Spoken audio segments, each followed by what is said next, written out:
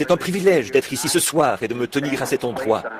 Ce matin, en venant sur la route, j'étais allé prier, m'attendre au Seigneur. Et en venant sur la route, j'ai mis la radio pour écouter un prédicateur radiophonique, Frère Smith, le frère de couleur. L'avez-vous écouté ce matin? Quelqu'un d'entre vous? De l'Ohio, je crois. Quelqu'un m'avait parlé de ses prédications et m'avait dit, vous devriez mettre la radio pour l'écouter, comme ça. Je suis justement tombé sur lui ce matin. Et il disait clairement que le péché abonde dans le monde aujourd'hui. Et j'ai pris une autre station de radio un peu plus loin. Et là, j'en ai entendu un autre. Quand je suis arrivé ici, j'étais presque sur le point de... Je me suis demandé s'il ne serait pas trop tard pour venir à l'église ce matin, quand je suis arrivé. Donc, c'est vraiment un grand privilège pour nous d'être ici ce soir et de servir au service du Seigneur. Et je parlais de Frère Neville et du message l'autre jour à cette petite dame, notre sœur qui vient de nous quitter. Nous savons tous qui c'était, c'est sœur Weaver. Et je pense qu'il y a un homme ici qui va se faire baptiser ce soir. Elle, je l'ai baptisée dans ce baptistère il a fallu l'amener jusqu'ici en fauteuil roulant. Elle se mourait du cancer. Et il ne lui restait que cette nuit-là à vivre. Les médecins l'avaient condamnée. Elle allait mourir le lendemain matin. Je suis allé chez elle et j'ai essayé de lui parler de la guérison divine. Et elle ne faisait que répéter « Je ne suis pas digne que vous veniez sous mon toit. » Elle a dit « Je ne suis pas digne qu'un ministre soit dans ma maison. » Elle a dit « Je suis une pécheresse. » Mais elle a dit « Monsieur, je ne veux pas mourir comme ça. » Et donc, c'est Grace Weber, pas loin d'ici, qui m'avait emmené là-bas. Je venais d'arriver, épuisé par les réunions. Et là, quand j'ai prié pour elle et que je lui ai lu l'Écriture, elle était sauvée. Ensuite, elle avait de la peine à soulever la main, mais elle a voulu serrer la main à tout le monde. Quelque chose lui était arrivé. Et pendant qu'il se serrait la main, j'ai eu une vision où je l'ai vu se diriger vers un poulailler et en revenir. J'ai dit, bien, maintenant tout ira bien. C'est arrivé il y a 18 ans. Et depuis, elle a toujours eu une longueur d'avance sur ce cancer. Si elle est morte, elle n'est pas du tout morte du cancer. Elle a eu une crise cardiaque. C'est ce qui l'a emportée. On l'a mise sous oxygène. Elle est morte d'une crise cardiaque. Et alors, je réfléchissais à la toute fin, pendant que les gens sortaient et qu'ils chantaient, alors Jésus vint. C'est exactement ce qui est arrivé. Il est venu et lui a prêté vie pendant ses 18 ans. Et je me suis dit, comme c'est approprié. Cette femme n'était probablement pas consciente de ce qu'elle faisait là. Mais bon, peut-être que si. Cependant, comme c'était approprié d'avoir cette partie-là, alors Jésus vint. Maintenant, c'est juste avant de commencer. J'espère ma grande série de réunions. Je deviens très nerveux. Ce matin, j'étais super tendu. Alors je suis allé prier. Je suis ici à la maison. La famille, je les ai conduits en Arizona pour que les enfants puissent reprendre l'école. Et je suis ici juste pour me détendre un peu. Aller à la chasse avec Frère Wood et un groupe de frères d'ici. Aller à la chasse cette semaine. Nous allons dans le Kentucky. Et je suis arrivé précisément le jour où Madame Weaver est décédée. Et ça tombait bien que je sois ici pour pouvoir assister Frère Neville lors de ses funérailles. Et j'essaye de ne pas trop en parler. Vous savez, en présence de gens qui se plaignent. Parce que je pense que l'une des choses les plus horribles, c'est de voir un homme ou une femme qui se plaint constamment. J'ai toujours pensé, oh Dieu, garde-moi d'être comme ça. Voyez, cela affaiblit continuellement la foi. Vous savez, c'est je sais qu'en vieillissant, chacun d'entre nous, des choses et encore des choses vont nous arriver. Et je sais que ces petites choses vont continuer à s'accumuler. En vieillissant, c'est inévitable. Mais je pense que l'une des choses les plus horribles, c'est que Satan couronne la vie de quelqu'un, un vieux grincheux ou une vieille grincheuse. Vous voyez, j'espère ne pas en arriver là. J'espère pouvoir supporter ces choses, mes fardeaux, et arriver à ce que je veux que ma vie soit couronnée de la gloire de Dieu. Sa patience, sa bonté, sa paix, sa douceur, et qu'elle soit remplie du Saint-Esprit. Et je suis très épuisé, je deviens vraiment abattu. On a l'impression que personne ne se soucie de nous, vous savez, et on est complètement, ça vous arrive aussi. Il se trouve que j'en ai vraiment une surdose, vous savez. Et parfois, ça devient vraiment grave. Et j'ai du mal c'est la tension, c'est elle qui produit ça. Et alors, j'en arrive au point où, bien des fois, spécialement avec toutes ces visions, vous voyez, ça m'affecte. Je regarde une personne, je me dis, c'est une vision. Non, pas du tout. Oui, n'est-ce pas ça? Vous voyez, et Vous ne vous rendez pas compte du prix à payer pour ça. Et donc, on se pose des questions. Ensuite, on se met à réfléchir. Eh bien, Ensuite, on se retire dans un coin et on se dit, eh bien, maintenant, qu'est-ce que j'ai accompli? Me voici, j'ai 50 ans et je n'ai encore rien fait pour le Seigneur. Et je vieillis. Et oh là là! Alors, on attrape ce qu'on avait l'habitude d'appeler le cafard. Certains d'entre vous, les frères d'à peu près mon âge, vous vous souvenez de ce qu'on avait l'habitude d'appeler avoir le cafard. Papa parlait de ça et je me demandais ce qu'il voulait dire. Mais maintenant, je le sais vraiment, ce qu'il voulait dire. Et donc, vous vous mettez à vous sentir comme ça, alors qu'il n'y a rien de vrai là-dedans. C'est seulement vous, et vous le savez. Voyez, vous le savez que ça vient de vous. Donc, là, j'essayais de me calmer un peu et de me préparer pour la grande offensive qui, je l'espère, aura lieu prochainement. Passer alors je dois aller à New York très bientôt, pour des réunions là-bas, une campagne. Ensuite, descendre à Shreveport, et ensuite retourner à Phoenix. Après quoi, revenir par l'ouest, la frontière sud des États-Unis. Et puis, on est maintenant en train de faire les préparatifs pour notre déplacement outre-mer, pour commencer là-bas dès que nous le pourrons, après le 1er de l'an, peut-être en mars ou en avril, quelque chose comme ça. À partir de Stockholm ou d'Oslo, faire le tour du monde si nous y arrivons lors de cette prochaine tournée. Et maintenant, je suis à la maison pour, en quelque sorte, me reposer un peu, me retrouver et récupérer. Et si le Seigneur le veut, je reviendrai du Kentucky pour être ici dimanche prochain. Et si ça va, que c'est agréable au Seigneur, et que Fresneville n'y voit pas d'inconvénient, eh bien, j'essaierai de prendre le service dimanche prochain, si le Seigneur le veut. Et s'il est aussi bien disposé que Fresneville, je serai ici. Oui, monsieur. S'il est aussi bien disposé pour ça que Fresneville. J'espère qu'il l'est. C'est que, voyez, je sais que bientôt, si le Seigneur le veut, je vais être loin de vous pendant un certain temps. Et juste des petits messages. Quand un petit quelque chose me vient à cœur, alors j'ai envie de vous l'exprimer, vous voyez. Et nous pouvons fraterniser autour de ça. Maintenant, j'en ai un assez grand nombre, 5 ou 6, qui me sont venus ces quelques derniers jours. Je suis allé chasser l'écureuil ici, dans les environs, pendant 2 ou 3 jours. Je vais dans les bois et je prends un crayon et du papier. Vous voyez? Alors, quand il commence à faire bien jour, je m'adosse à un arbre quelque part. Si je ne m'endors pas, je me mets à prier. Et là, le Seigneur me donne quelque chose. Je commence à prendre des petites notes là-dessus, vous voyez. Vous savez ce que je veux dire. Quand on se recueille, alors Puis je rentre, je recopie tout ça sur un calepin. Et alors, quand on fait appel à moi, je vais vite chercher mon calepin. Je le parcours pour voir avec quoi je pourrais commencer, vous voyez. C'est ce qui vient d'arriver. Donc, maintenant, j'aimerais, si le Seigneur le veut, parler seulement.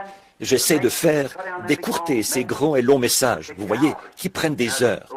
Et le Seigneur m'a aidé à être assez court à Chicago, le dernier soir là-bas, environ 30 minutes. Et quelqu'un est venu me dire, je ne pensais pas que tu pourrais y arriver, mais tu l'as fait. Donc 30 minutes au lieu d'environ 2h30 ou 3 heures, vous savez. Alors peut-être que ce soir, je pourrais me dépêcher et m'entraîner un peu à ça. Ne pas vous retenir trop longtemps. Que Dieu vous bénisse. Où que j'aille, il n'y aura jamais d'endroit comme ce tabernacle ici. C'est chez moi, mon doux chez moi. Aussi, toute ma sympathie va à la famille Weaver. Et ce précieux frère de couleur qui est décédé, j'ai prié avec lui un peu avant qu'il parte, et c'était un brave homme. Il est maintenant à la maison avec Dieu, et c'est terminé. Il faut partir d'une manière ou d'une autre, ça nous le savons tous. Alors que le Seigneur fasse reposer le rame en paix, et un jour, nous nous attendons à nous retrouver dans un pays là-bas, où il n'y a pas de maladie, pas de chagrin, pas de mort. Jusque-là, faisons tout ce que nous pouvons pour l'Évangile. À propos de tension, je priais à ce sujet ce matin. Que feriez-vous si vous n'aviez pas de tension? Réfléchissez-y. La tension fait partie de la vie. Ça m'a un peu encouragé quand j'ai eu cette pensée. Si vous n'aviez pas de tension, vous seriez comme une poupée de chiffon. Vous n'auriez pas de sentiments. Rien ne pourrait vous faire réagir. C'est comme un mari et sa femme. Peut-être, si elle veut faire quelque chose et qu'ils essayent de travailler ensemble, spécialement des chrétiens, et que l'autre veut. Et alors, quand vous vous réunissez vous découvrez ce qu'elle a fait. Elle découvre, voyez, en fait, la tension vous rapproche l'un de l'autre. Quelqu'un vous dit eh bien, il dit, pense un peu à ta petite femme qui a supporté beaucoup de tension quand tu n'étais pas très gentil. Ou à ton mari qui a supporté de la tension quand tu n'étais pas très gentil. Après, quand tout est pardonné, regarde quel sentiment tu éprouves pour lui. Oh, là, vraiment, Voyez, il faut que vous ayez des tensions, c'est tout. Réfléchissez un peu à propos de sentiments. Et si vous ne ressentiez rien, pas de douleur, rien, et s'il n'y avait pas de douleur du tout, vous n'auriez absolument aucun sentiment, voyez. Et si vous ne ressentiez rien, alors il vous manquerait un de vos sens, voyez. Alors, voyez, tout est pour le mieux, finalement. Donc, ô Dieu, donne-nous simplement la grâce de tenir debout face à cela. C'est ça qu'il faut. Si nous nous tenons simplement debout, soutenus par cette grâce, que nous nous tenons là et disons, nous savons que quand cette vie-ci sera terminée, celle qui est magnifique est de l'autre côté, là où nous comptons aller. Et alors, nous nous rappelons que toutes ces choses, ce sont des tensions. Or, certaines personnes essaient de présenter le christianisme en disant que vous êtes libérés des soucis, vous êtes... Non, pas du tout. Vous êtes libérés de la tension. Oh non. Vous ajoutez de la tension en devenant chrétien. Parce qu'avant, vous étiez un peu, je m'en foutiste, insouciant, n'importe comment. Là-bas, ce que vous faisiez vous était égal. Mais quand vous devenez un vrai chrétien, à tout instant, vous vous demandez, suis-je agréable à mon Seigneur? Si seulement je pouvais l'entendre me parler. Cela vous met sous tension, vous met sur vos gardes. C'est ce qui fait de vous ce que vous êtes. Alors, après tout, la tension est une bénédiction. Ça dépend juste de la manière dont vous la regardez. Ça dépend juste de la manière dont vous la regardez. Voyez, si vous regardez simplement l'autre côté, il y a, aussi fine qu'elle soit, une tranche aura quand même toujours deux côtés. Vous voyez? Alors, il faut voir les deux côtés. Donc, la tension, je me dis, oh là là, qu'est-ce que c'est que cette tension? Si seulement j'avais pu naître sans cette tension. Eh bien, si je n'avais pas eu cette tension, je n'aurais pas été ce que je suis.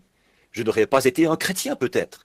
C'est cette tension qui m'a poussé vers Jésus-Christ. Voyez?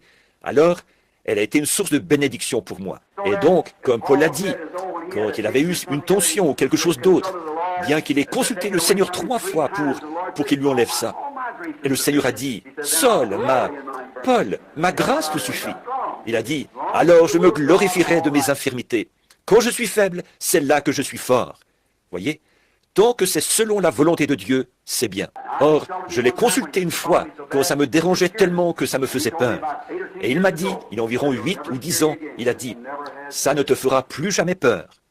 Et ça ne m'a plus jamais fait peur. Non, monsieur. Je ne me fais pas de soucis pour ça. Je la ressens, mais je sais qu'elle est là, mais je continue simplement à avancer, parce que ça ne me fait plus peur. Je suis très reconnaissant pour ça.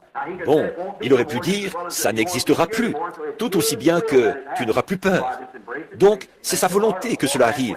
Alors, je l'accepte de bon gré et je dis, merci Seigneur, je vais marcher comme ça. Maintenant, inclinons la tête un instant pour prier. Y a-t-il une requête spéciale de prière? Je vois qu'il y a des mouchoirs posés ici. Levez la main. Seigneur, bénis chacun de tes enfants. Notre Père Céleste, nous nous approchons maintenant de ton grand trône majestueux de la grâce, parce qu'il nous a été demandé de venir. Nous venons sur l'invitation de Jésus-Christ. Nous venons avec tous nos soucis et nous les déchargeons sur lui, parce qu'il prend soin de nous. Quel grand réconfort de savoir qu'il prend soin de nous. Le grand Dieu du ciel, le Créateur, prend soin de nous, sa création. Cela nous réjouit tellement, Seigneur. Quel réconfort en ces temps où nous vivons, alors que rien ne semble pouvoir nous réconforter, si ce n'est ta parole. C'est ça notre consolation, ta promesse. Et dans ta promesse, tu nous as dit de faire connaître nos requêtes. Et si vous demandez quelque chose en mon nom, je le ferai. Et toutes ces grandes promesses, demandez et vous recevrez. Dites à cette montagne, ôte-toi de là. Ne doutez pas, et elle sera ôtée. Toutes ces promesses, et nous pouvons puiser en elles ce que nous demandons. Des mains se sont levées. Ces gens ont besoin de quelque chose, Seigneur. Tu connais leurs besoins. Pourvois-y, Père. Je dépose ma prière devant toi, avec les leurs, ma main levée avec les leurs. Il y a ici, sur cette chair, des mouchoirs qui ont été posés ici. Oh, ces gens, comme ils ont la foi, une foi vaillante, Seigneur. On dirait que c'est quelque chose en quoi tu m'as béni, de pouvoir prier pour les malades. Où que ce soit, n'importe où que j'aille, il y a quelque chose en rapport avec la prière pour les malades. Oh Dieu, accorde ton secours maintenant. Je te prie avec sincérité d'exaucer les requêtes représentées par les mouchoirs qui ont été placés ici, ces gens qui ont demandé ces choses. Que ta miséricorde soit sur eux. Seigneur, nous avons appris que Sir Hicks a là une femme qui est venue de quelque part, qui a fait tout le trajet jusqu'ici en avion, afin de recevoir de la prière, Elle est atteinte de cancer. Elle demande si elle pourrait l'amener ici. Je te prie, ô Dieu, d'épargner la vie de cette personne. Accorde-le. Mon jeune neveu, Mickey, étendu là-bas, malade, qui vomissait, avec une forte fièvre. J'arrive de là-bas. Seigneur, je crois que nous avons eu là la prière de la foi, que tu as stoppé cette fièvre, et je t'en suis reconnaissant. J'ai senti la fièvre quitter ce garçon avant que je sorte de la chambre. Maintenant, Seigneur, et merci pour toutes ces choses. Maintenant, c'est à moi qu'il incombe de parler de ta parole. Donne-nous ta parole, Seigneur. Ta parole est la vérité. Bénis nos âmes et donne-nous la grâce dont nous avons besoin. Fais que nous la puisions dans les promesses de Dieu ce soir, dans la parole, pour être soutenus pendant le reste de cette semaine. Accorde-le. Bénis notre pasteur, cette âme vaillante, sa femme, ses enfants, les diacres, les administrateurs et toutes les personnes qui entreront dans ce bâtiment ou en sortiront. Accorde-le, Père. C'est au nom de Jésus-Christ que nous demandons ces bénédictions. Amen. Maintenant, je veux lire à deux endroits dans les écrits du Seigneur. Je veux lire premièrement dans le livre des psaumes, le psaume 86. Et ensuite, je veux lire dans Matthieu, au chapitre 16, de 1 à 3. Je veux lire une partie de ce psaume, pas tout, mais jusqu'au verset 11 environ, ce qui fait un peu plus de la moitié. Et je veux annoncer ceci, si j'intitule mon sujet avant de prêcher dessus. Le temps de l'union est son signe. Le signe du temps de l'union. Ça semble un peu compliqué. L'union, voyez, le temps de l'union, on en est là maintenant, est le signe de ce temps de l'union. Dans le psaume, une prière de David, le psaume 86. Éternel, incline ton oreille, réponds-moi, car je suis affligé et pauvre. Garde mon âme, car je suis un de tes saints. Toi, mon Dieu, sauve ton serviteur qui se confie en toi. Use de grâce envers moi, Seigneur, car je crie à toi tout le jour. Réjouis l'âme de ton serviteur, car à toi, Seigneur, j'élève mon âme. Car toi, Seigneur, tu es bon, prompt à pardonner, et grand en bonté envers tous ceux qui crient vers toi. Éternel, prête l'oreille à ma prière. Sois attentif à la voix de mes supplications. Au jour de ma détresse, je crierai vers toi, car tu me répondras. Oh, c'est beau, n'est-ce pas? Tu me répondras. Seigneur, nul entre les dieux n'est comme toi, et il n'y a point d'œuvre comme la tienne. Toutes les nations que tu as faites viendront et se prosterneront devant toi, Seigneur. Tu glorifieras ton nom. Car tu es grand et tu fais des choses merveilleuses. Tu es Dieu, toi seul. Écoutez maintenant. Éternel, enseigne-moi ton chemin. Je marcherai dans ta vérité. Unis mon cœur à la crainte de ton nom. L'unité, voyez. Unis mon cœur à la crainte de ton nom. Je parle maintenant d'union et du signe du temps. Maintenant, au chapitre 16 de Matthieu. Les pharisiens et les sadducéens abordèrent Jésus pour l'éprouver, lui demandant de leur faire voir un signe venant du ciel. Et Jésus leur répondit, « Le soir vous dites, il fera beau, car le ciel est rouge. Et le matin, il fera sombre, de l'orage aujourd'hui, car le ciel est d'un rouge sombre. Hypocrite, vous savez discerner l'aspect du ciel, et vous ne pouvez discerner les signes du temps. » Que le Seigneur ajoute ses bienveillantes bénédictions à la lecture de cette parole.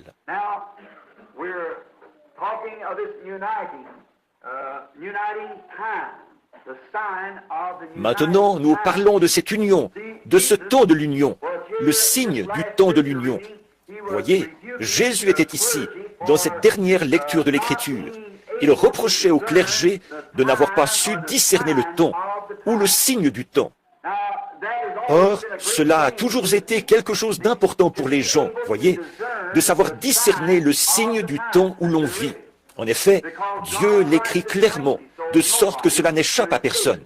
Bon, habituellement, je retourne en arrière, relever des exemples d'autres ministres, d'autres serviteurs du Seigneur du temps de la Bible. Par exemple, le signe au temps de Noé.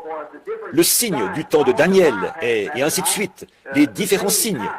Mais ce soir, je veux laisser ça de côté pour gagner du temps, pour pouvoir...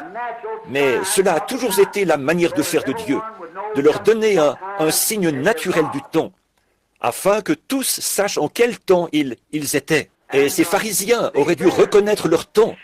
Ils auraient dû savoir en quel temps ils étaient. Ailleurs, il a dit, si vous m'aviez connu, vous auriez connu mon jour. Voyez, c'est vraiment quelque chose de très important pour nous, d'avoir l'intelligence de ces choses. Voyez, sans intelligence. Voilà ce qu'il disait toujours au sujet des prophètes. Il disait, et il avait l'intelligence par des visions du Seigneur. Et la parole du Seigneur fut adressée aux prophètes d'autrefois. Voyez, ils avaient l'intelligence des choses par la parole du Seigneur, au moyen des prophètes. Et alors les prophètes donnaient un signe. Par exemple, un homme est resté couché un certain temps sur le côté. Ensuite, il s'est retourné et est resté couché sur l'autre côté. Un homme a dû ôter ses vêtements. Et, oh, ils ont fait beaucoup de choses pour montrer le signe sous lequel ils vivaient. Et maintenant, nous savons que le Dieu qui a fait les cieux et la terre et qui a élaboré son œuvre de manière à décrire ses temps par des signes, ce même Dieu vit aujourd'hui. Donc, certainement que nous, que quelque chose, en voyant le temps dans lequel nous vivons, il doit certainement y avoir quelque chose qui échappe à quelqu'un, quelque part. Voyez, parce que Dieu ne laisserait jamais ces choses arriver sans nous avoir donné un signe clair pour que nous puissions comprendre. Or, voici ce qu'il y a aujourd'hui, c'est que le clergé, nous ne percevons pas la chose correctement. C'est comme c'était à cette époque-là. Ils ne croyaient pas que le temps était venu. Ils croyaient qu'ils menaient une vie assez paisible à cette époque-là. Donc, ils n'attendaient pas de Messie. Et Jésus a dit que sa venue, ce serait comme un voleur dans la nuit, au moment où les gens ne seraient pas conscients de sa venue. Mais quelques-unes des vierges qui sont allées à sa rencontre, la moitié d'entre elles avaient de l'huile dans leurs lampes et étaient prêtes. Elles guettaient ce signe. Et c'est à elles que je m'adresse ce soir, voyez, à celles qui attendent le signe maintenant, le signe de sa venue. Ces signes donnés par le Seigneur sont donnés uniquement aux croyants. Les incroyants ne les voient jamais. Ils leur passent complètement au-dessus de la tête et ils ne les voient pas. Et maintenant, aussi sûrement qu'un ange de Dieu pourrait se tenir sur cette estrade ce soir, tout aussi réellement que je vous regarde, et je pourrais le regarder, ou vous pourriez le regarder, et moi je ne le verrais pas, ou encore je pourrais le regarder, et vous ne le verriez pas. Ça, vous savez que c'est conforme à l'Écriture. C'est l'exacte vérité. Ils ont vu, vous savez que Paul est tombé par terre, mais aucun d'eux n'a vu cette lumière. Cette lumière était bien là, quand Jean s'est tenu là devant les multitudes, et qu'il y avait des milliers de personnes là-bas, sur la rive, des membres du clergé et des sages, de grands hommes. Et Jean lui-même a dit, il a rendu témoignage qu'il avait vu l'Esprit de Dieu descendre comme une colombe et venir sur lui, et qu'une voix avait dit, « Celui-ci est mon fils bien-aimé, en qui je me plais à demeurer. » Et personne d'autre que Jean ne l'a vu. Voyez, c'était seulement pour lui. Avez-vous remarqué comme il était frappant, le signe, pour les mages? Ils ont regardé, c'était des Hébreux. Ce n'étaient pas vraiment des astronomes indiens, c'était des Hébreux. C'est qu'ils étaient allés là-bas, dans ce pays, étudier l'astronomie, pour terminer leurs études. Et quand ils ont regardé en direction de Jérusalem, sachant qu'ils voyaient ces 3 étoiles qui correspondaient au chemin de naissance de chacun d'eux, de Cham, de Sem et de Japheth, de la race dont ils descendaient chacun. Et ils ont vu ces étoiles de leur chemin de naissance. Pour eux, c'était un signe. Lorsque ces étoiles étaient alignées, le Messie était sur terre. Oh là là, ce n'est pas étonnant qu'il soit venu. Où est-il? Où est le roi des Juifs qui vient de naître? Nous avons vu son étoile en Orient et nous sommes venus pour l'adorer. Où est-il? Ils savaient que cet enfant Messie était couché quelque part, parce que Dieu leur avait donné un signe du temps, qui indiquait que Dieu et l'homme étaient en train de s'unir ensemble.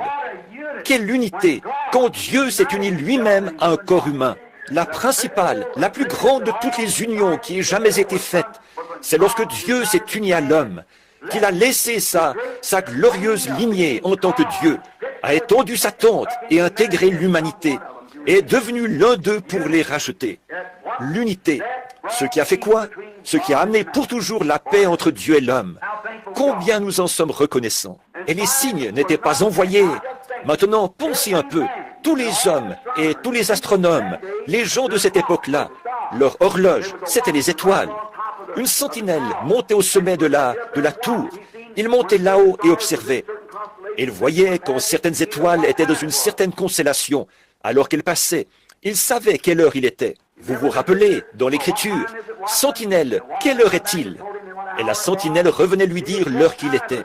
Voyez, il mesurait le temps par les étoiles. Maintenant, n'est-il pas étrange que ces étoiles aient été parfaitement alignées pour 3 hommes et que personne d'autre n'ait vu ça? Voyez, parfaitement alignées. Or, on peut être à ce point aligné sur l'Écriture.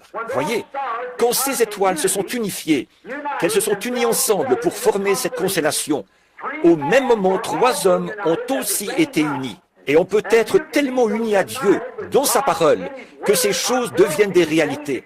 Alors on peut les voir et savoir qu'elles sont vraies. Voyez, le signe du temps. On pourrait, en regardant, passer carrément par-dessus, dire « Oh, que d'absurdités !» Mais pour vous, ce ne sont pas des absurdités. Pour vous, le fait est que vous êtes unis à la parole. Et la voici. Alors c'est tout à fait la lumière, frère Pat, quand on voit ce signe s'unir avec le croyant. Et c'est à lui que j'adresse ceci, au croyant, car l'incroyant ne le voit jamais. Et quelle réprimande ce serait s'il était sur terre aujourd'hui, pour beaucoup de membres de notre clergé aujourd'hui, qui ne peuvent pas percevoir ce signe, les signes que nous percevons tous les jours ici au tabernacle, et ces choses que nous voyons. D'autres personnes les perçoivent et voient l'écriture sur la muraille. Et pourtant, beaucoup n'en tiennent aucun compte et ne les voient même pas du tout. Pour eux, c'est carrément sans intérêt. Ils ne les remarquent pas. Maintenant, remarquez là qu'il leur a indiqué des signes nationaux. Bon, quand ils l'ont questionné à ce sujet, ils voulaient des signes. Et il leur a donné des signes qui se sont réalisés. Ils voulaient savoir quand serait la fin du monde, quel serait le signe à la fin. Et il leur a indiqué de nombreux endroits dans les Écritures où il était question de signes nationaux, de signes célestes dans les cieux et de signes terrestres. Il leur a donné des signes, un signe, des signes, continuellement un signe. Et quand il leur a parlé, là, à un certain endroit, d'un signe national, il a dit, quand vous verrez les nations, voyez, commencer à se rassembler autour de Jérusalem, voyez, alors nous saurions que le temps de leur détresse est proche. Quand vous verrez Jérusalem encerclée par l'armée.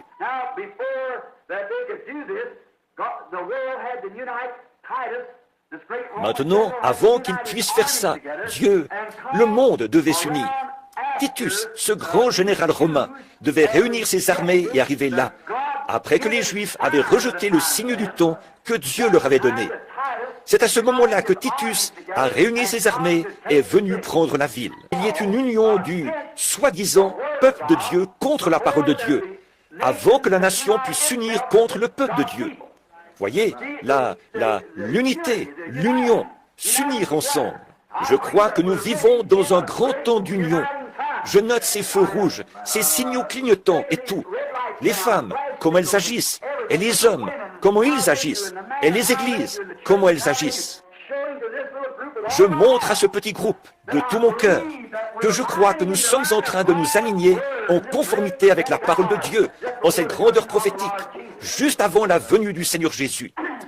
Nous nous unissons ensemble et nous nous préparons. Or, vous voyez, avant que Titus unisse les nations réunisse ses armées, Israël, eux, ils se sont unis ensemble, ils se sont ralliés, ils ont refusé de croire que Jésus était le Messie. Ils l'ont rejeté, et l'ont chassé, et l'ont crucifié.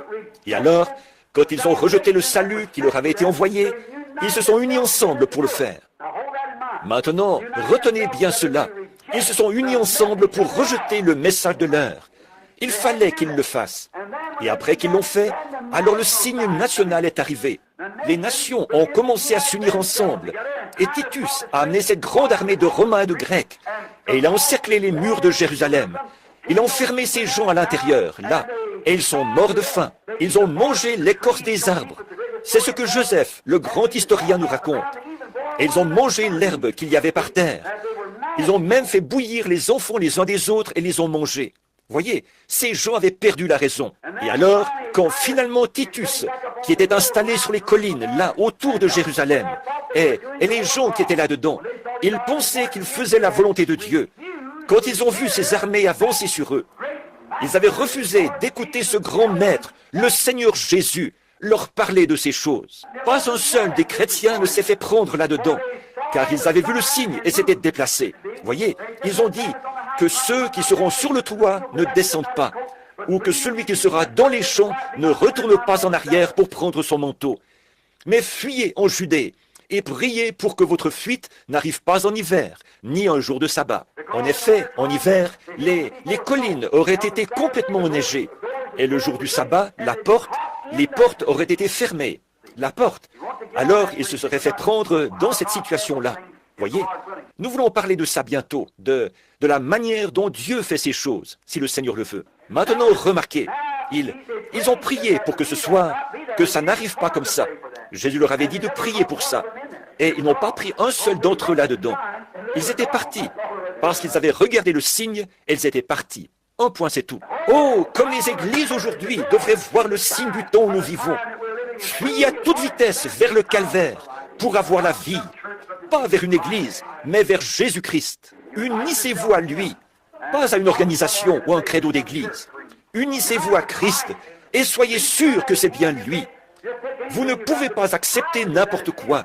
Vous devez être certain que c'est lui. Quel temps d'union! Alors nous voyons qu'ils ont rejeté le Messie. Et ensuite, ils se sont unis ensemble et se sont ligués. Et ils ont fait entre eux une motion qui déclarait que toute personne qui recevrait Jésus comme prophète serait excommuniée de l'Église. Vous vous souvenez du garçon aveugle qu'on avait amené, ses yeux privés de la vue. Et les disciples ont dit, qui a péché? Lui ou son père, sa mère?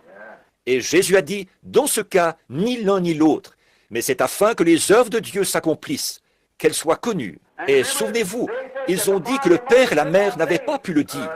Ils ont dit, ils savent que c'est notre fils, mais nous, on ne sait pas comment il a été guéri.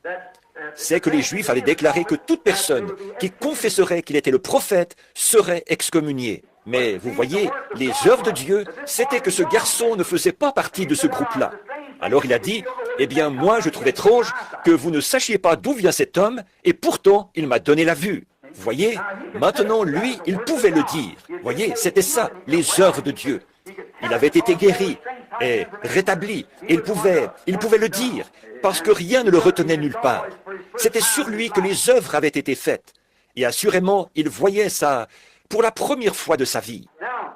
Alors, les Juifs se sont unis contre Jésus et contre sa fonction de Messie et son message messianique. Nous voyons la même chose arriver maintenant, exactement la même chose. Le communisme s'unit afin de détruire l'Église.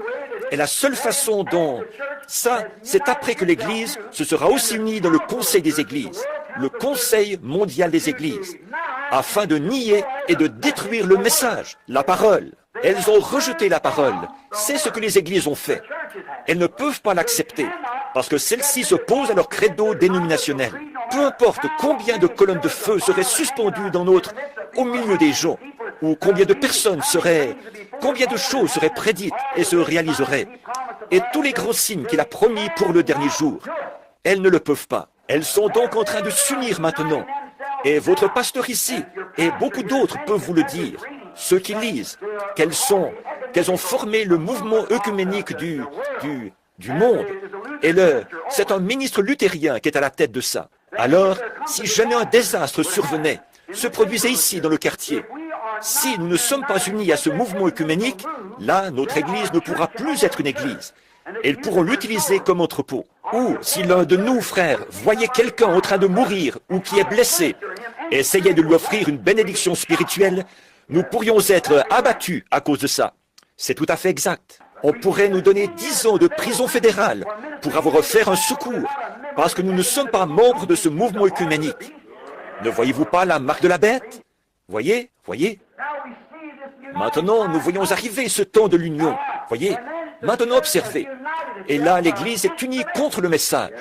Et alors, une fois qu'elle l'a fait, les nations s'unissent dans le communisme pour détruire de nouveau l'Église. Exactement ce qu'elles avaient fait au début. Voyez, cela se répète de nouveau. Il fallait d'abord qu'Israël rejette le message. Et quand ils ont rejeté le message, alors les forces armées, la vie nationale, se sont unies ensemble avec d'autres nations et sont venues détruire l'Église. Et aujourd'hui, ils ont rejeté le message du Seigneur Jésus. Ils ont rejeté le message. Et maintenant, l'heure est venue où le communisme est en train d'unir le monde entier contre l'Église. Voyez, il faut qu'il en soit ainsi. Or, c'est dur de dire ça. C'était dur pour ces Juifs de croire. Ils ont dit, maintenant venez, frères, nous voyons que notre Dieu est avec nous. Donc nous allons entrer dans le temple. Et maintenant, nous allons prier et laisser le Saint-Père un tel et le Saint-Père un tel conduire la prière. Fermez la porte. Et Titus est resté sur ses positions. Il n'a pas bougé de là pendant environ 1 an ou plus. Voyez, il a monté la garde et les a laissés complètement mourir de faim. Pas un seul n'a pu sortir de la ville. Et ils sont morts de faim. Et quand il est entré là et a démoli les murs, le sang a jailli et coulé comme des rivières là-bas, quand il a massacré tout ce qui s'y trouvait. Or, l'ange du Seigneur avait prophétisé cela dans l'Ancien Testament et avait dit que cela allait arriver. Et ces ministres, qui faisaient partie du clergé, qui étaient censés être au courant et informer les gens à ce sujet, bien au contraire, quand Jésus s'est tenu au milieu d'eux, ils ne l'ont même pas reconnu. Et ils ont essayé d'en faire une sorte de patte de lapin. Fais-nous un tour. Voyons comment on fait ça. Montre-nous un signe. Voyez? Et il a dit, mais il a fait tant de choses. Et pourtant, ils ne pouvaient pas voir ce qu'il en était. Voyez? Et alors, quand ils l'ont rejeté comme le message de ce jour-là, ils ont rejeté le message de ce jour-là. Ils n'ont pas vu le signe de ce jour-là. Le signe de la prophétie biblique a été accompli devant eux. Et ils ont dit, entrons maintenant. C'étaient des hommes saints. C'étaient des hommes dont la vie était irréprochable. Ils n'auraient pas pu être comme ça et ensuite être un sacrificateur. Un sacrificateur aurait été tué. On l'aurait lapidé à mort pour la moindre petite chose. Alors il devait mener une vie pure, sainte. Il n'aurait pas pu faire ça, parce qu'on l'aurait lapidé pour à peu près n'importe quoi. Donc, c'étaient de grands hommes et des hommes saints aux yeux des gens. Et pourtant, ils sont entrés en disant, maintenant nous avons Dieu, le Dieu qui a été avec nous tout au long des âges. Nous allons entrer dans son Saint-Temple. Ça l'était, le Saint-Temple de Dieu. Mais vous voyez, il avait été rejeté dans son Saint-Temple. Voyez, nous allons entrer dans la maison du Seigneur. Maintenant, vous, les Hébreux, vous savez tous que nous sommes la race élue. Nous, ici, c'est ce que nous sommes. Et Dieu est notre Dieu, le Dieu d'Abraham, d'Isaac et de Jacob. Il est avec nous. Il va nous délivrer de ces Philistins incirconcis là-bas, comme on pourrait les appeler, ces Romains et ces Grecs. Il va nous en délivrer. Entrons dans la maison du Seigneur. Ça avait l'air d'être une bonne idée. Mais qu'est-ce qu'ils avaient fait? Le bâtisseur de la maison s'y était trouvé, sous la forme d'un noble charpentier galiléen. Et il l'avait rejeté. Alors que Dieu avait confirmé qu'il était son messager de l'heure, le germe. Et il l'avait rejeté. Alors toutes les prières, toute la sincérité, tous leurs sacrifices ne voulaient rien dire pour Dieu. Ils avaient fait ça. Et Dieu a laissé cette grande armée s'unir pour la détruire.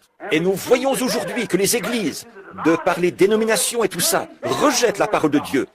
Elles ne veulent pas qu'on leur parle de ces choses, que la science peut pourtant prouver par des photos et tout. Mais quand même, elle ne veut rien avoir à faire avec cela. Donc le communisme est en train de se mettre en place pour les détruire.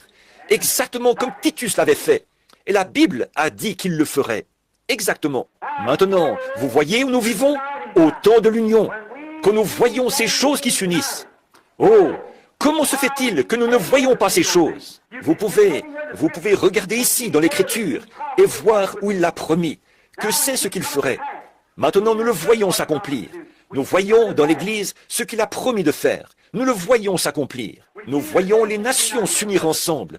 Nous voyons les isthmes s'unir ensemble. Nous voyons les églises s'unir ensemble. C'est le temps de l'union. C'est l'heure de l'union. C'est ça, l'esprit de l'âge. Il faut que nous nous unissions. Tout ce qu'on discute doit être organisé. Sinon, même le gouvernement ne l'accepterait pas. Vous savez, en tant que citoyen, je ne peux pas, en tant que citoyen des États-Unis, pourtant si vous me donniez un chèque de $5, je n'oserais pas y apposer mon nom. Voyez, je ne le pourrais pas. Voyez, c'est un temps d'union. Tout doit passer par une sorte d'union. Et c'est précisément cette union qui amène la marque de la bête. Voyez, c'est un temps d'union, et tout va dans cette direction. Vous pouvez le voir de vos propres yeux. Il suffit de regarder. C'est un temps d'union, où tout ensemble se réunit. Les Juifs se sont unis contre Jésus en tant que leur Messie. Et donc, nous voyons ce qui est arrivé. Nous voyons la même chose maintenant. Le communisme s'unit pour détruire l'Église. Après que l'Église est unie dans le Conseil mondial des Églises, et qu'elle essaie de détruire le message, la parole de Dieu. Elles essayent de s'en débarrasser. La seule chose qu'elles peuvent faire, c'est former entre elles un conseil, parce qu'elles sont séparées. Un petit groupe ici, les méthodistes, et les baptistes, et les luthériens, et les presbytériens, l'Église du Christ, et ainsi de suite comme ça. Elles ne peuvent rien faire, parce que celle-ci sera contre celle-ci sera contre l'autre. Leur doctrine diffère autant que l'Est diffère de l'Ouest. Voyez, elles ne peuvent pas. Mais une fois réunies sous un seul grand chef, elles ont ce qu'il faut. Là, elles ont ce qu'il faut.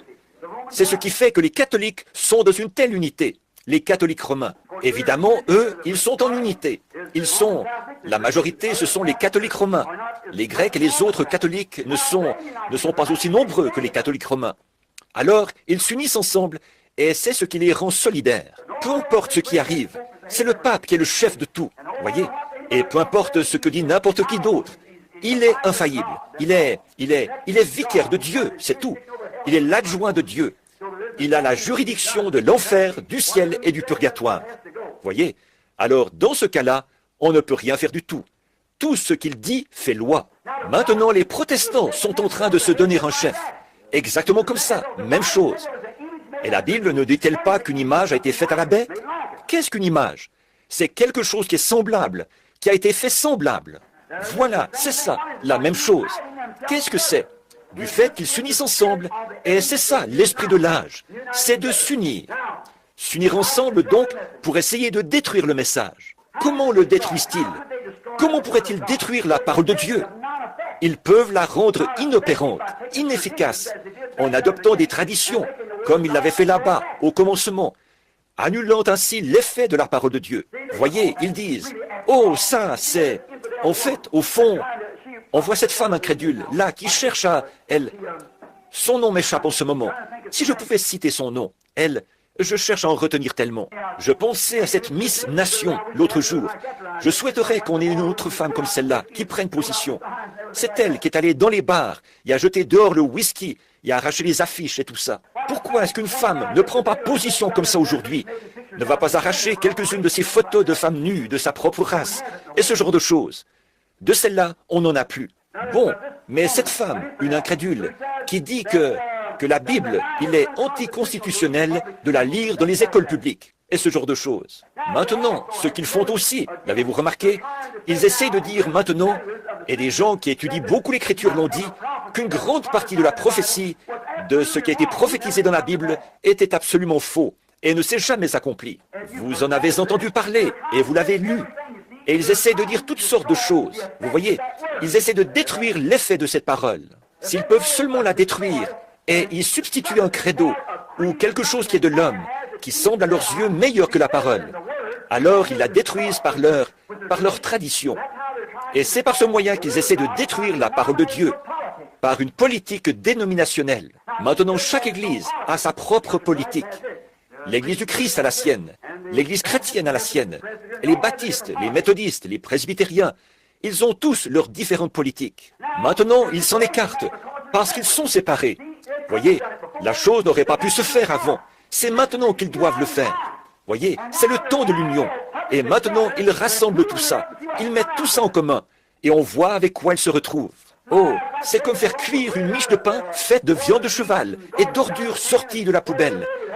Plus tout ce qu'ils ont mis avec. On fait des boulettes et ajouter à ça des pommes de terre pourries et d'autres choses.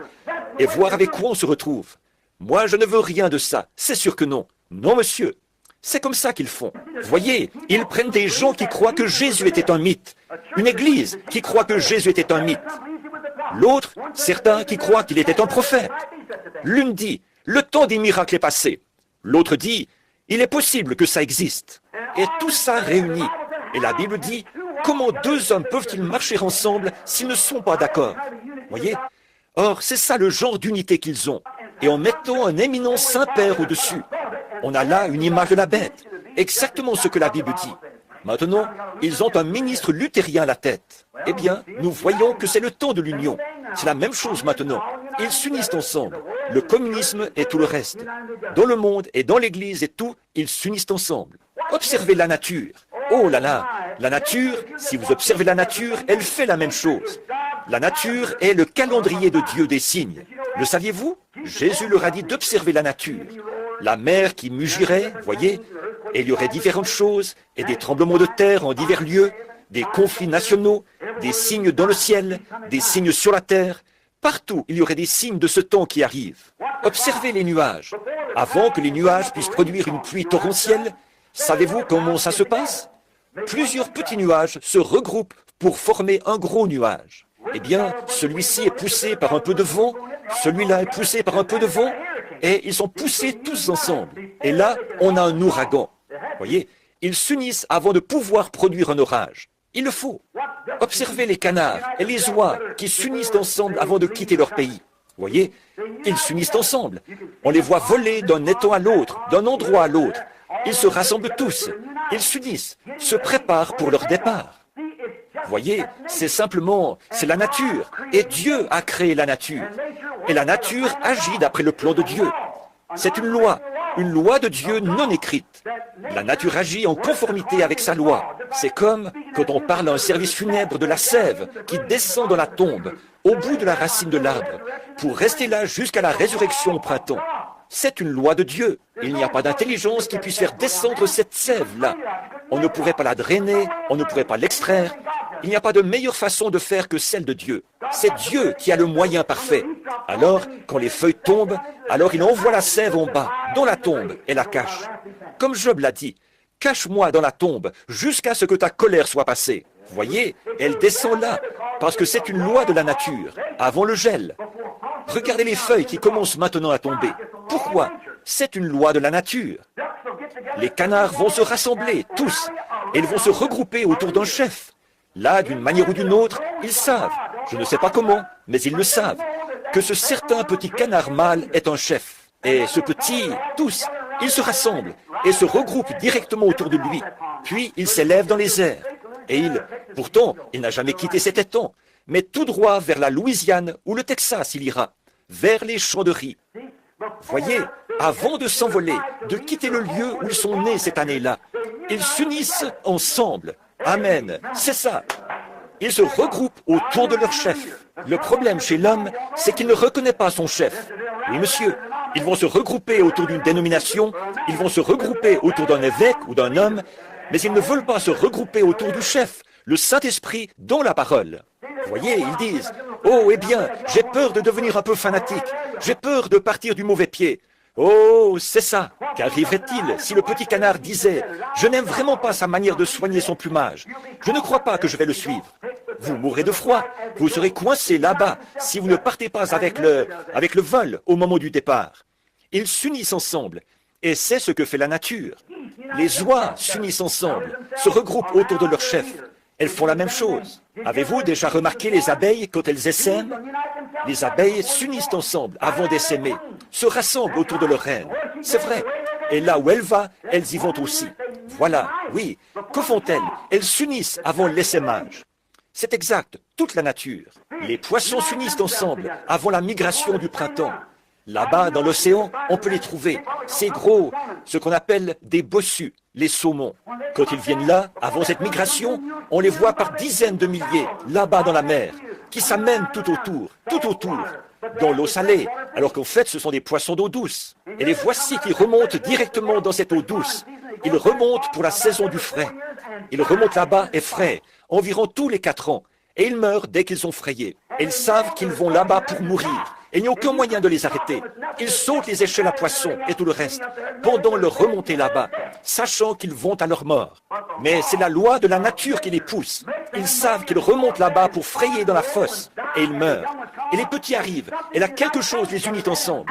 Les voilà qui partent vers l'océan. C'est une union, c'est une loi. On ne peut pas faire mieux que la loi de Dieu. Les nations se disloquent, car nous voyons que c'est le temps maintenant où elles sont censées le faire. Nous sommes dans un processus de troubles nationaux. Nous voyons que les nations rompent leurs relations. Année après année, nous voyons telle nation s'enfoncer dans le communisme, telle autre s'enfoncer dans le communisme. Et ici même, dans notre propre nation, c'est ravagé par le communisme. Elle va prendre le contrôle. Voyez, il le fera. Il n'y a pas moyen de l'arrêter. Pourquoi? Pour la même raison qu'on n'aurait pas pu arrêter Titus. Les gens rejetaient Dieu et sa parole. Oui, monsieur. Alors ils vont le faire. Et nous voyons que le processus est enclenché. D'habitude, j'en ai pour 2 ou 3 heures. Jusqu'ici, j'ai déjà mis environ 30 minutes. Voyez? Mais pour arriver à donner tout ça, je me dépêche vraiment.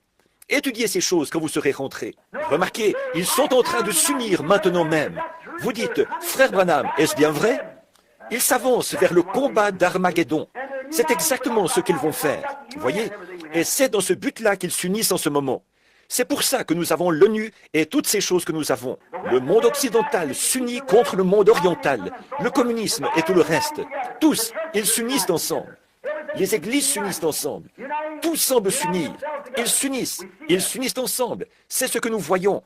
De plus, pendant qu'il y a toute cette union de la nation, ces signes nationaux, là nous voyons dans le monde des tremblements de terre en divers lieux, différentes choses qui s'unissent. On rassemble le monde, on rassemble les gens, on rassemble toutes les églises, toutes ces choses.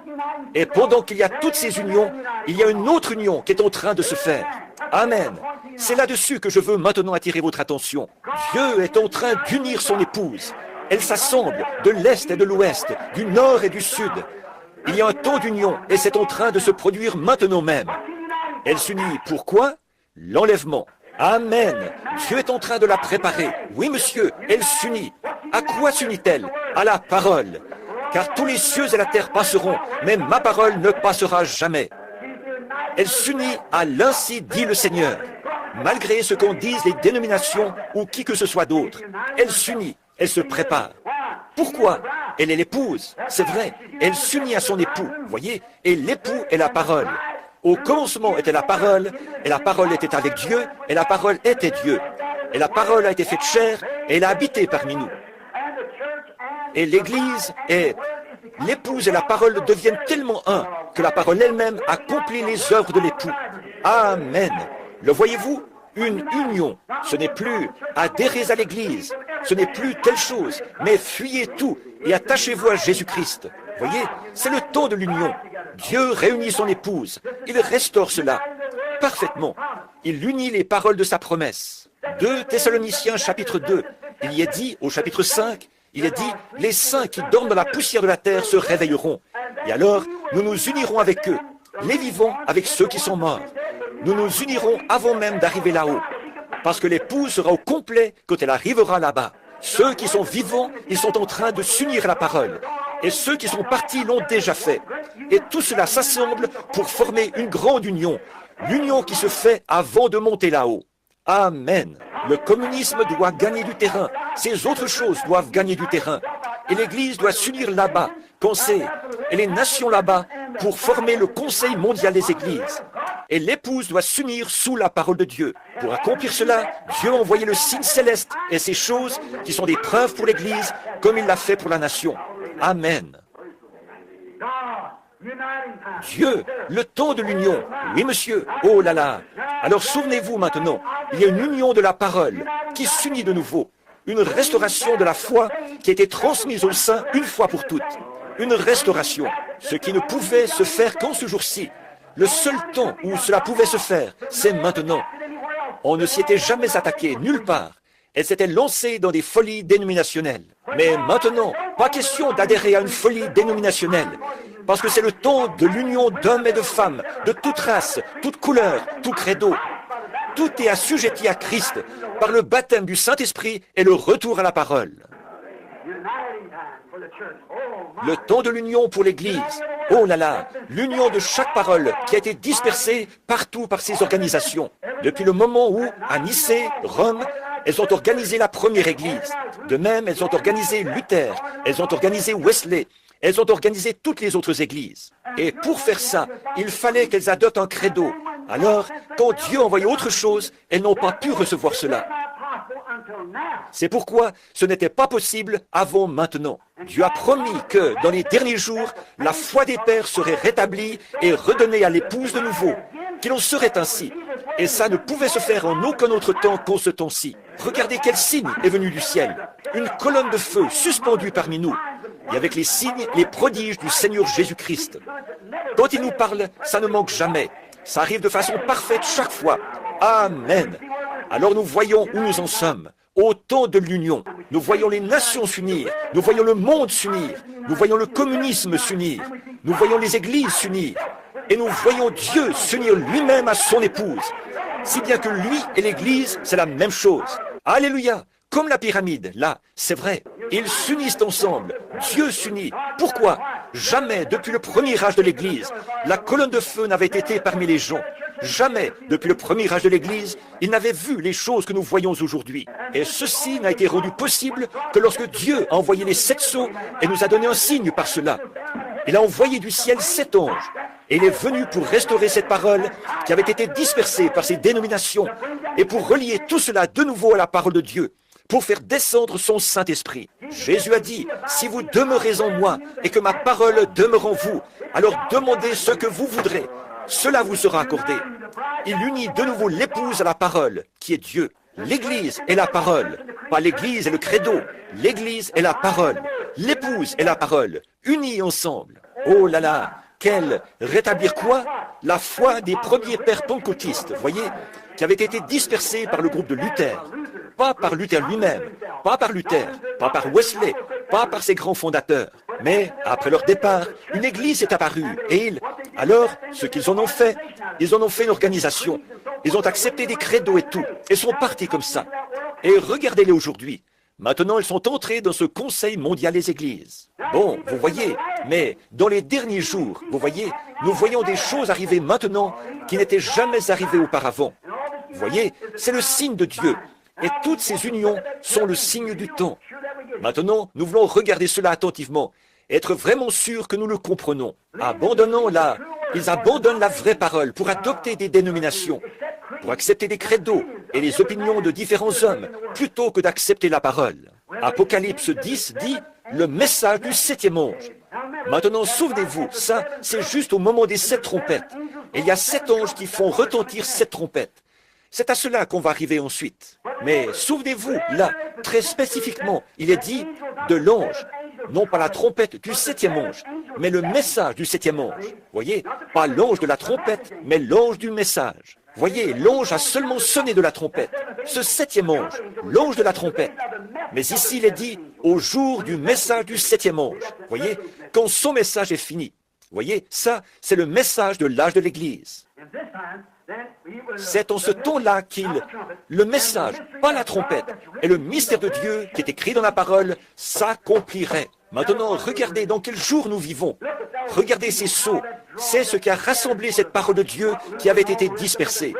Luther, là, et tous les autres, ces grands réformateurs qui étaient allés de l'avant, tout cela a été repris et montré dans la Bible. Où ils allaient être, la place précise de chaque homme, ce que l'un ferait et ce qui arriverait à l'Église, ce que l'autre ferait et ce qui arriverait à l'Église, et toutes les choses qu'il avait laissées en suspens. Et alors, au dernier jour, alors que nous ne savions rien de tout cela, il nous a été annoncé d'avance qu'une certaine chose arriverait. C'est même passé dans les journaux et tout. Et voilà qu'il descend directement, révèle cela et relie les mystères ensemble. Amen. Frère, moi je trouve que c'est sublime. Moi je trouve que ça unit les éléments de la parole. Peu m'importe mais oui, ce que les gens disent, pensent, m'importe, c'est vrai. Mais ça, pour moi, c'est la vérité. C'est ce que je crois. Comme les mages qui venaient de Babylone, ils ont crié, où est le roi des Juifs qui vient de naître? Il est sur la terre en ce moment. Il faut que nous le trouvions. C'est vrai. Et je crois qu'il est si près de venir que je peux dire, voici, l'époux vient. J'entends le cri de minuit. Amen. Nous sommes juste au moment de la fin. Oh là là, cette heure dans laquelle nous vivons. Remarquez, voyez, quel jour, quel temps que celui où nous vivons, où ce grand mystère de Dieu s'accomplit, faisant connaître la divinité, montrant ce qu'il en est. Ces petits ismes au moyen desquels ils ont dévié et fait de lui ceci, et quelqu'un a fait de lui ceci, et quelqu'un a fait de lui cela. Mais l'ange du Seigneur est descendu et a dévoilé tout leur isme. Il a dégagé de là la vérité et l'a présentée. Voilà, c'est ça. C'est absolument parfait. Pas moyen de le voir autrement. Voilà, c'est ça. C'est ce qu'il est. Voyez, la semence du serpent, toutes ces différentes choses qui ont été si mystérieuses pour les gens. Voyez, qu'est-ce que c'est? C'est le signe qui indique quoi? Qu'il faut s'unir. Qu'est-ce qu'il a dit dans Malachie 4? Qu'il rétablirait la foi pentecôtiste originelle, la redonnerait aux gens, avec le même message pentecôtiste, le même signe pentecôtiste, la même preuve pentecôtiste, le même Dieu, la même puissance, le même enseignement, tout exactement pareil, avec la confirmation de la même colonne de feu qui a jeté Paul à terre, là, sur le chemin de Damas. Il est parmi nous aujourd'hui, faisant les mêmes choses qu'à cette époque-là. S'unir. Nous voyons les nations s'unir. Nous voyons le monde s'unir. Nous voyons les églises s'unir. Nous voyons l'épouse s'unir. S'unir à la parole. Pourquoi? La parole est Dieu. Et comme la parole, comme l'époux étant la parole et l'épouse étant l'auditrice de la parole, ils se joignent ensemble dans une union. Ils s'unissent. C'est comme un mariage. Voyez, ils se préparent pour un mariage. Et ils deviennent un. La parole devient vous, vous devenez la parole. Jésus a dit, en ce jour-là, vous le saurez. Tout ce que le Père est, je le suis. Et tout ce que je suis, vous l'êtes. Et tout ce que vous êtes, je le suis. En ce jour-là, vous saurez que je suis dans le Père, que le Père est en moi, que je suis en vous et que vous êtes en moi. Voyez, en ce jour-là, quel jour? Ce jour-ci, nous voyons les grands mystères cachés de Dieu être révélés. Oh, comme j'aime ça! Oh, remarquez qu'il n'était pas possible de faire de rapprochement entre la science et la parole, comme on le fait aujourd'hui. Le rapprochement n'aurait pas pu se faire avant. Ce n'est que maintenant qu'il est possible. Remarquez, il a dit des signes célestes, des signes célestes. La science et les signes nationaux. Bon, aujourd'hui, ils ont de grands signes dans le ciel. Ils ont des astronautes et tout. Mais ces astronautes, ça produit quel effet sur la science mondiale? Ça éveille une crainte chez les gens. Ils ne savent pas à quel moment ils pourraient envoyer là-haut quelque chose comme ça et simplement lâcher ces bombes. Et nous n'existerions plus. Voyez? Alors, voilà les signes qu'ils ont. Des choses qui font peur à voir dans le ciel. Voyez? Ils les ont. Des missiles atomiques et tout. Toutes sortes de signes. Vous voyez ce traité qu'ils ont signé l'autre jour, déclarant qu'ils n'allaient plus faire exploser de bombes en surface. Mais maintenant, ils vont sous l'eau et dans le sol. Ils continuent quand même à les tester. Voyez, ils signent un traité. Nous n'allons plus faire ceci, si vous dites que vous n'allez plus le faire. Mais nous allons retourner chez nous et le faire de cette manière-ci.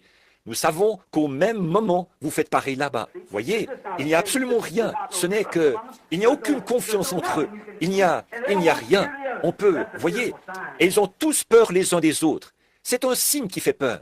La science, l'homme et les nations produisent dans le ciel un signe qui fait peur. C'est tout à fait vrai. Donc, ils ont peur les uns des autres. Et il y a un signe céleste qui a été donné à...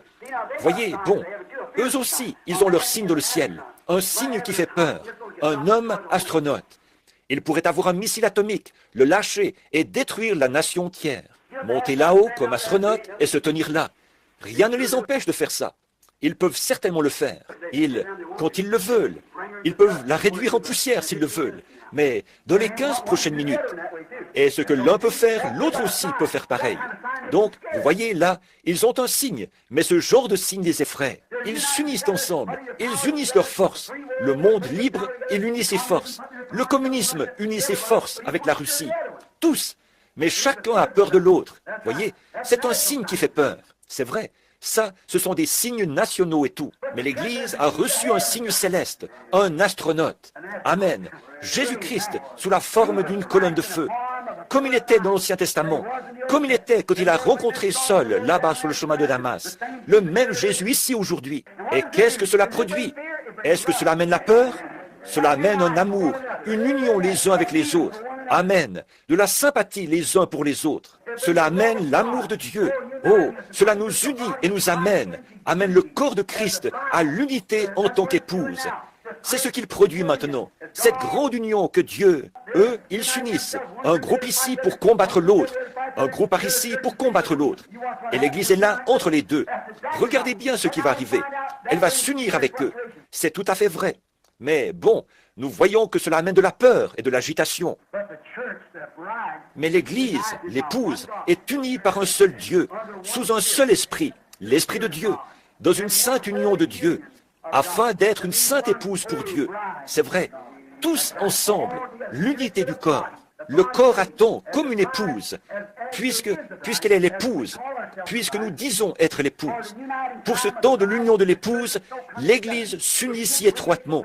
Cela devrait créer entre nous tellement d'amour, au point qu'il nous soit difficile d'être éloignés les uns des autres. C'est vrai, on ne fait que... On n'a pas besoin de supplier les gens de prier. On n'a pas besoin de les supplier d'adorer Dieu. On n'a pas besoin de les supplier de faire ce qui est bien. Ils sont tellement amoureux de lui que rien d'autre ne compte. Pensez à une jeune fille, une très jolie petite demoiselle, qui va épouser un beau jeune homme dont elle est follement amoureuse. Cela compte plus pour elle que sa propre vie. Elle sait que, très prochainement, ils vont se marier. Alors que le jour du mariage approche, cette petite, je vous le dis, elle ne tient plus en place. Voyez, elle prépare tout. Elle s'abandonne complètement à lui. C'est vrai, tout ce qui lui fait plaisir, c'est ça qu'elle veut faire. Eh bien, il devrait en être ainsi de l'Église aujourd'hui. Notre vie devrait être tellement cachée en Dieu par Christ, scellée à l'intérieur par le Saint-Esprit. Ce que je vous enseigne ici, je vous parle de ces signes et de ces différentes choses qui sont en train de se produire. Je n'ai pas le temps de le faire maintenant. Je le ferai dans un autre message si le Seigneur le veut. Mais il y a encore une petite chose qui manque dans l'Église. Ça, nous voulons y venir. Et je suis sur le point de le faire maintenant. Voyez, nous voulons y venir. Si vous devez le faire. Si vous ne le faites pas, vous devez le faire. Un point, c'est tout. En effet, regardez, le temps de l'union est proche, car Dieu est en train de rassembler l'Église pour produire un enlèvement, afin qu'elle aille au mariage pour la grande union, quand Dieu et l'homme s'uniront pour l'éternité, quand les créatures du temps s'uniront avec ce qui est éternel. Cela s'est fait une fois, sous la forme du Fils de l'homme sur la terre. Et lui, il lui a fallu donner sa vie, afin d'amener une puissance, d'unir d'autres hommes par cette même puissance pour produire l'épouse de Jésus-Christ. Et maintenant, l'Église est en train de s'unir au corps de Christ. Elle s'est libérée, dégagée de chaque petite chaîne. Elle se prépare, elle se rassemble. Il y a une union entre eux. Oh, de l'amour et de la joie. Et le Saint-Esprit agit parmi eux. Oh là là, quel temps! Comme nous voyons les canards se préparer, nous voyons les oies se préparer, nous voyons la bête, les abeilles se préparer, nous voyons les nuages se préparer pour la pluie, nous voyons tout. Tous s'unissent ensemble pour leur grande offensive. Nous voyons la Ligue des Nations, les nations réunies, qui s'unissent dans le communisme. Ici, dans le monde occidental, nous voyons qu'elles s'unissent. Nous voyons l'Église, elles s'unissent ensemble, toutes les autres. Alors, c'est absolument impossible. En aucun autre temps, il n'aurait pu en être ainsi. Il n'aurait pas pu en être ainsi il y a 20 ans. Il n'aurait pas pu en être ainsi. Il n'aurait pas pu en être ainsi il y a 10 ans. Il faut que ce soit maintenant même. Voyez, parce que ces ismes et tout n'en étaient pas encore venus là. Maintenant, réveillez-vous, secouez-vous au plus vite et regardez ici où nous en sommes. Où sommes-nous? Comme ces mages, nous sommes bien alignés sur la parole et la lumière du Seigneur brille sur notre sentier. Gloire à Dieu dans les lieux très hauts. Gloire à Dieu qui nous a donné Jésus-Christ, lui que nous aimons et qui nous a amenés à ce point.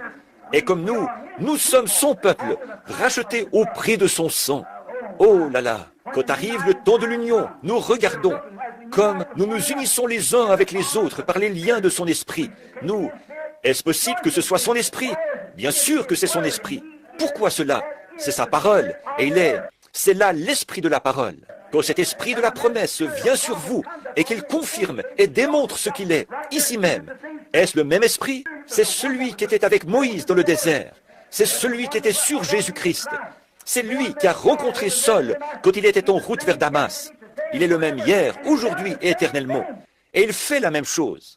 Et nous voyons les nations réunies, nous voyons les chefs des églises réunis, nous voyons le communisme réuni, nous voyons les ismes s'unir, nous voyons toutes ces choses. Et maintenant, nous voyons l'épouse s'unir à la parole. Oh là là, le moment est venu où les saints vont ressusciter pour s'unir avec ceux qui sont vivants, afin d'aller s'unir à Jésus-Christ pour l'éternité. Que Dieu nous aide, chacun de nous, à nous unir à Christ ce soir. Que nous abandonnions tout ce que nous sommes, tout ce que nous avons, toute notre âme, tout notre corps et toute notre pensée à Jésus-Christ, et que nous attendions le moment de cette union, quand la trompette de Dieu retentira, qu'il n'y aura plus de temps, et que poindra le matin éternel, resplendissant de beauté, quand les morts en Christ ressusciteront et se rassembleront là-bas, sur l'autre rive, avec l'épouse qui est vivante, pour être enlevés ensemble. Regardez l'union, Dieu qui unit l'Église avec sa parole et la parole avec l'Église. Les deux devenant une seule et même chose. Dis ceci et cela arrivera. Fais ceci et cela arrivera. C'est ça. C'est moi devant toi. C'est moi qui le prouve. C'est moi avec toi. Très bien. Nous voyons que maintenant le moment arrive où la trompette retentit. Et ces saints endormis là-bas, ils ne peuvent pas parvenir sans nous à la perfection. Ils comptent sur nous. Hébreux 11. Et quand ils s'assemblent, ils s'unissent avec les vivants. L'Église s'unit avec la parole. Alors l'Église et la parole qui s'unissent ensemble deviennent un. Les saints morts et les saints vivants s'unissent ensemble pour être un. Et tous ensemble, ils vont s'unir à Christ là-bas pour le souper des noces de l'agneau. C'est le temps de l'union et les signes fusent de toutes parts. Les signes sont présents dans les nations. Les signes sont présents dans le communisme. Les signes sont présents dans le monde occidental. Les signes sont présents dans le conseil des églises. Et le signe est ici, ce soir, présent dans la fonction du Saint-Esprit. Et la parole de Dieu le confirme. Et on établit la vérité. Amen. Le temps de l'union. Le signe du temps de l'union. Inclinons la tête. Seigneur Jésus, mon pauvre cœur bondit de joie en voyant la possibilité, pour moi, un homme d'âge mûr, mais pourtant la possibilité que je vois ta venue dans cette génération. Que je sois vivant et que je me tienne ici. Que je vois le moment où cette trompette retentira. Que celui qui est souillé se souille encore. Que le juste pratique encore la justice. Que celui qui est saint se sanctifie encore. Ô Seigneur Dieu, et de penser que nous nous tiendrons là, en un instant, en un clin d'œil, quand le monde ne saura pas ce qui se passe. Mais tout à coup, vous verrez apparaître devant vous vos bien-aimés qui sont décédés et qui reviennent s'unir avec vous. Et nous serons changés en un instant, en un clin d'œil. Et nous serons tous ensemble enlevés à la rencontre de notre Seigneur dans les airs. Alors, nous nous unirons à lui et nous serons là pour toujours. Plus jamais nous n'aurons à être privés de sa présence. Comme c'est glorieux aujourd'hui, Seigneur, de savoir que nous sommes maintenant unis en étant un seul esprit. Un seul esprit, le Saint-Esprit, qui a le contrôle absolu de la parole, vient en nous. Et comme c'est glorieux, quel privilège de pouvoir nous détacher de tout ce qui est du monde pour nous unir à Jésus-Christ. Et de penser qu'un jour, sous une forme physique, avec un corps semblable à son propre corps glorieux, nous nous assiérons à table, au souper des noces. Et là, nous serons unis et mariés à lui, pour vivre comme épouse et époux tout au long des temps à venir, tout au long d'une éternité sans fin. Seigneur Dieu, que ceci ne soit pas qu'une pensée mythique pour les gens, mais que cela devienne une réalité, au point qu'une faim et une soif intense s'installeront dans les gens, qu'ils, en lisant leurs journaux, en regardant, en écoutant la radio, les nouvelles, et en voyant que c'est le temps de l'union, les signes clignotent. Seigneur Dieu, nous avons parlé, entre autres, des femmes, de ce qu'elles feraient dans les derniers jours, de ce que l'Église ferait dans les derniers jours, de ce que les ânes de l'Église seraient, et de ce que les sceaux seraient, de toutes ces autres choses. Et nous voyons ce qui est arrivé du temps de Noé. Nous voyons ce qui est arrivé du temps de Sodome et de Lot. Quand l'ange de Dieu s'est fait connaître dans une chair humaine, qui a mangé la chair d'une vache et bu le lait de la vache, et mangé du pain. Il s'est tenu là et a pu dire ce qui se passait derrière lui. Et Jésus a dit que la même chose se produirait à l'avènement du Fils de l'homme. Seigneur Dieu, nous avons vu la pyramide, la manière dont nous l'avons construite là. Nous avons vu comment nous y avons ajouté ces choses. Et nous constatons que nous sommes au temps de la fin, attendant le chef, la pierre angulaire. Gloire à Dieu. Nous te prions, Père, de réveiller les gens rapidement maintenant et de nous rassembler dans l'amour divin et le respect envers Jésus-Christ et les uns envers les autres. Si certains d'entre vous, ici, ce soir, n'ont pas cette espérance en eux, voulez-vous lever la main vers Dieu et dire, « Seigneur Dieu, unis-moi à toi, unis-moi à toi. » Que Dieu vous bénisse, frère. Que Dieu vous bénisse. Et vous, oui, unis-moi à toi, Seigneur. Oui, oh là là. Les nations se disloquent. Israël se réveille. Regardez Israël là-bas. Ils sont réunis. Israël, ils sont venus du monde entier pour s'unir. Pour s'unir. Et maintenant, ils sont une nation. Ils sont une nation unie. Ils ont leur propre drapeau, leur propre monnaie, leur propre armée. Tout. S'ils n'ont jamais été, c'est maintenant. Israël est uni. Rome est unie. L'Église est unie. Et l'épouse est en train de s'unir. Amen. La venue de cette grande union. Qu'est-ce que c'est? Tout se dirige vers ce signe principal et capital.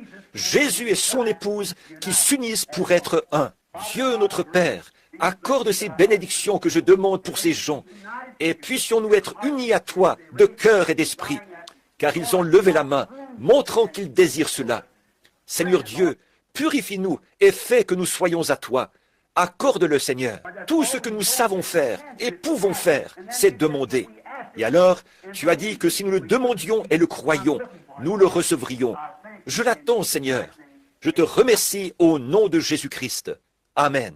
Je l'aime. Je l'aime.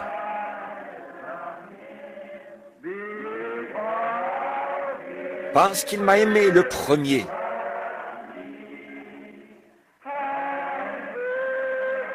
Et a acquis mon salut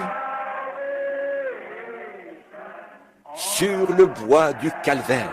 Amen. Oh là là. Voici l'époux vient, j'entends le cri de minuit. Nous monterons avec un cri de joie, si tous nous tenons bon, et le rencontrerons dans le ciel.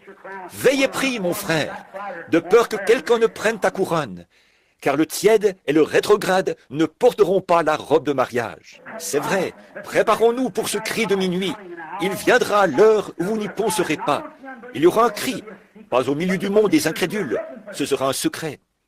Mais les croyants qui attendent ceci, vous voyez les étoiles qui s'alignent? Voyez, qu'est-ce que cela a produit? Exactement la même chose que la première fois. Voyez, nous en sommes là. Les signes arrivent. Nous voyons apparaître les signes de sa venue bénie. Voici les feuilles du figuier maintenant verdissent. L'évangile du royaume est allé vers chaque nation et nous sommes proches. On peut voir la fin. Alors avec joie, nous partons proclamer le message de son apparition bénie. Pas vrai? Oh, proclamer le message de son apparition bénie. C'est ce que nous devons faire. Dire à tout le monde, tenez-vous prêts, préparez-vous à rencontrer Dieu. Amen. Je l'aime. Oh, comme je l'aime. Maintenant, levons-nous là. Alors que nous nous saluons, tournez-vous pour serrer la main à quelqu'un et dites, jusqu'à ce que... Serrez-vous la main là. Nous nous revoyons. Réunis aux pieds de Jésus, jusqu'à ce que... Souvenez-vous, il se pourrait que vous soyez rappelés. Notre prochaine réunion pourrait avoir lieu à ses pieds. Oh, Dieu soit avec vous jusqu'à ce jour. Maintenant, pensez un peu, avant que nous nous revoyions, dimanche matin ou mercredi soir, il se peut que, tout à coup, quelqu'un a disparu. Un tel a disparu. Ils sont partis. Oh, de penser que votre mari a disparu, ou que votre femme a disparu, et la femme de Jean a disparu, et par ici, les enfants ont disparu. Tout est arrivé. Qu'est-ce qui s'est passé? Alors, vous êtes laissés derrière. Oh, que de pleurs et de gémissements lorsque les perdus ont reçu leur sentence. Ils ont crié aux rochers et aux montagnes, comme Israël, quand ils sont retournés dans la ville, au temple. Ils ont prié, mais leurs prières sont venues trop tard. Ils avaient rejeté le message. Oh, frères, ne faites jamais ça. Quoi que vous fassiez, restez fidèles à la cause. Oui, monsieur. Alors, jusqu'à ce que nous nous revoyions, voici ce que nous ferons. Revêt-toi du nom de Jésus, comme d'un bouclier puissant. Quand les tentations surviennent, qu'est-ce que vous faites? Murmure son nom en priant. Précieux nom, nom si doux, espoir de la terre, joie du ciel. Précieux nom, nom si doux, espoir de la terre, joie du ciel. Inclinons maintenant la tête en fredonnant. Nous nous courberons devant lui. Nous prosternons à ses pieds pour le couronner roi des rois. Le voyage terminé.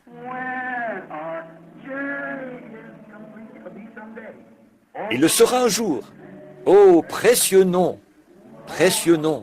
nom si doux, jusqu'à ce que nous nous revoyions, que Dieu soit avec vous. Espoir de la terre, joie du ciel. Précieux nom, nom si doux, espoir de la terre, joie du ciel.